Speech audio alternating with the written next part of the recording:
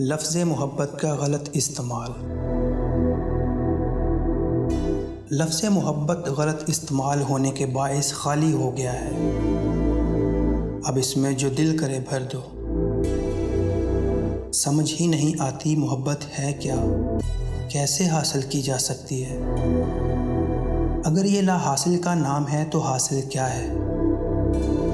जो मुझे मिली है क्या वाकई इसको मोहब्बत कहते हैं।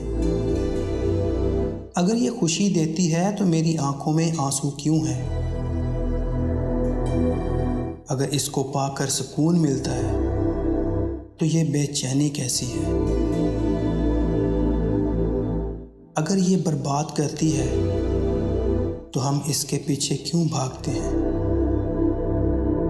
जिन्हें कभी मोहब्बत नहीं मिली वो भी इस पर ऐसे बात करते हैं जैसे बहुत पहले से जानते हो।